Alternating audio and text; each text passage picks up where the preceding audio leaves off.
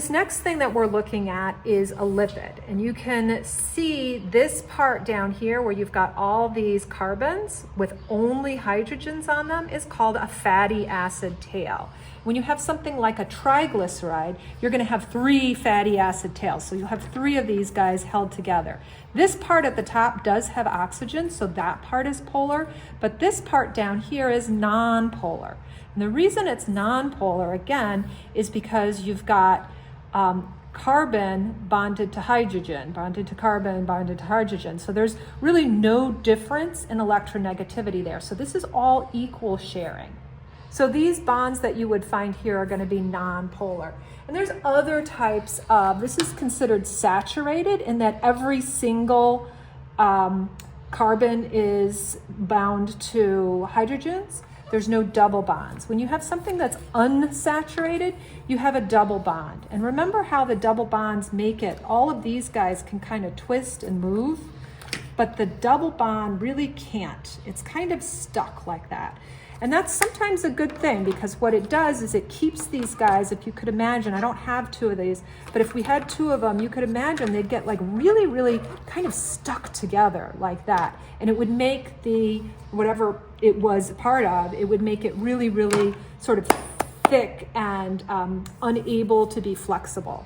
What these double bonds do is they give a little bit, oh, I just broke it.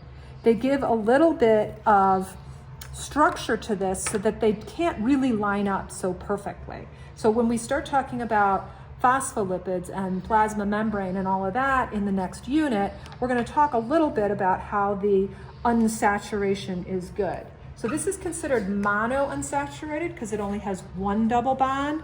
And this is considered polyunsaturated because it has 2 double bonds. And you can have lots of double bonds. And don't forget, these things can be really long. In these models, it takes too long to make them really long, but you can have 20, 30 or more carbons in the fatty acid tail.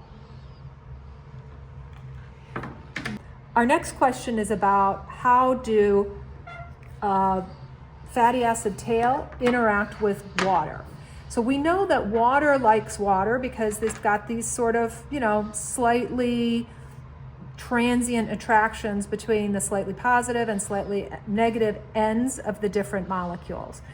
What happens is when you put water near a fat, we all know oil and water does not mix. And the reason it doesn't mix is because these guys are charged.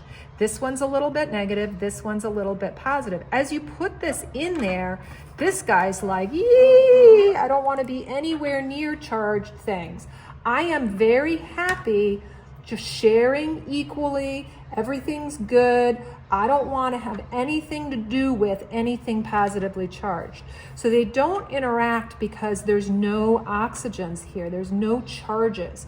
So lipids are going to be not charged. They're going to be non-polar. They're going to be not happy in an aqueous environment.